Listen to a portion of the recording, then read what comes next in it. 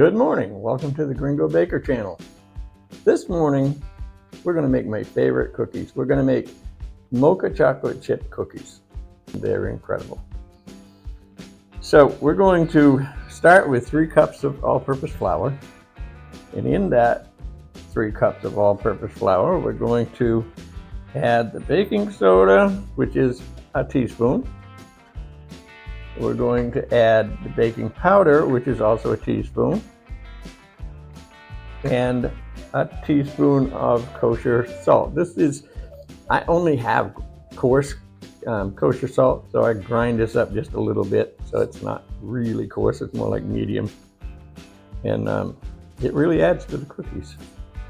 So we're gonna dump those together, whisk it up a bit. I like to mix ingredients, dry ingredients like this with a whisk because it just mixes them better. And we're not going to do this very long because we don't really need to using a whisk. I want to mention, I hope you enjoy my channel. I hope you enjoy the videos, and I hope you subscribe. I love it when you do that and when you make comments, and if you share it on Facebook. Speaking of Facebook, this morning I created a new group called the Gringo Baker channel. How unusual is that? It's a place where I can tell you in advance what I'm planning to make a video of next, and it's a place where you can tell me what you'd like to see. And like this morning, I asked the question, what's your favorite cookie? So it's a public group, so just come on in. All right, now this is all mixed up, so we just set this aside for the moment. And then we have a cup of butter at room temperature, which I put this out on the counter at 5 o'clock this morning. So it's pretty much room temperature because it's about 80 in this room right now. It's a nice day here in Puerto Rico, as long as you like rain, because it's raining. You might be able to hear that.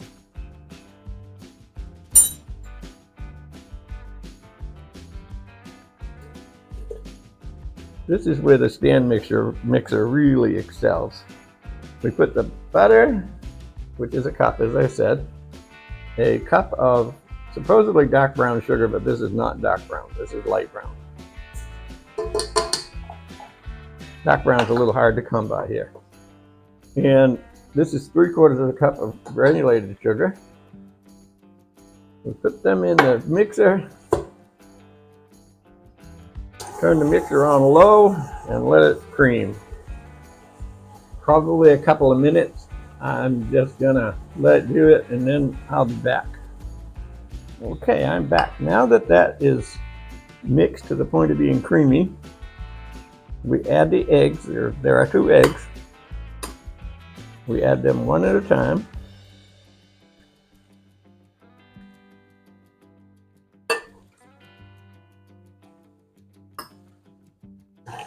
Mixing until they are mixed in.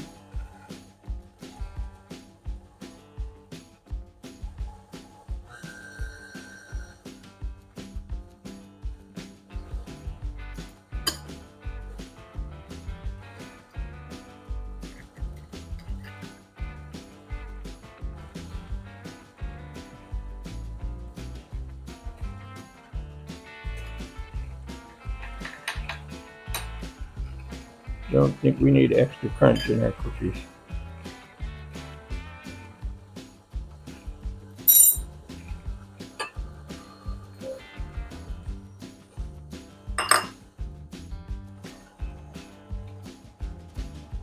Then, once the eggs are mixed in well, 2 teaspoons of vanilla extract,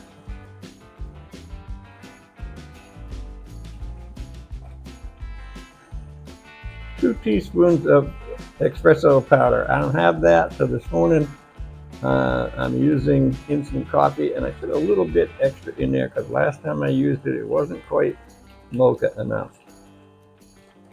So it's really about 2.5 teaspoons. Okay, the flour mixture we made earlier, we're going to start slowly adding it.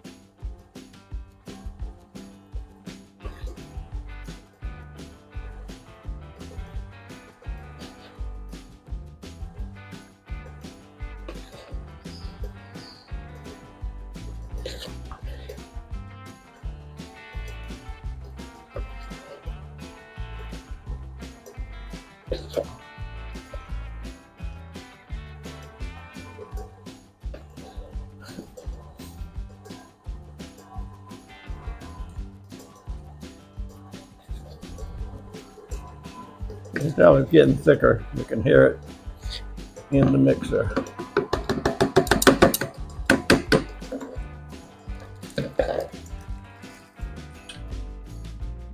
Every once in a while you want to push this stuff back down and mix it around a little bit with your spatula so you scrape it down off the sides.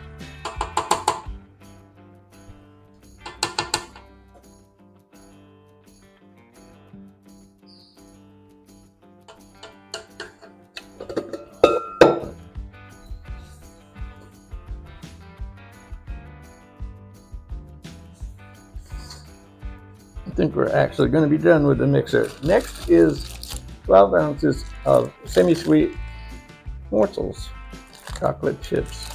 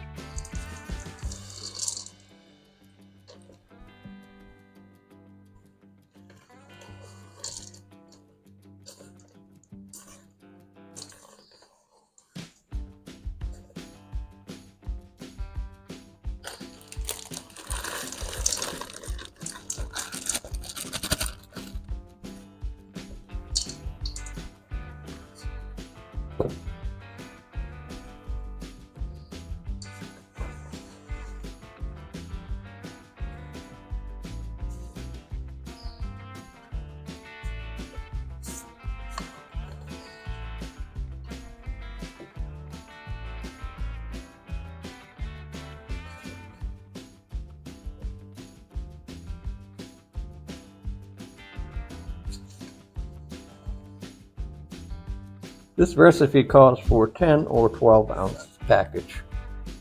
I use a 12 ounce when I can get it because I like all the extra chips in it. Alright, that's what it looks like. All mixed up. Yep, one of these. Use it because it's really better for getting the cookies all the uniform size. You put the dough on a parchment paper sheet on a cookie pan. I ran out of parchment paper, so don't tell my wife I stole her air fryer liner. One of them. Actually, I'll be stealing 3 of them because it just makes 3 pans of cookies. What you do after you get this on the cookie sheet is it goes in the refrigerator for at least a half an hour. Apparently that keeps the cookies from melting and going too flat.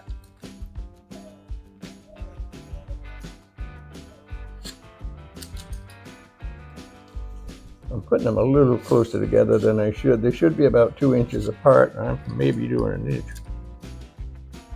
They really don't spread much, so it's going to be okay.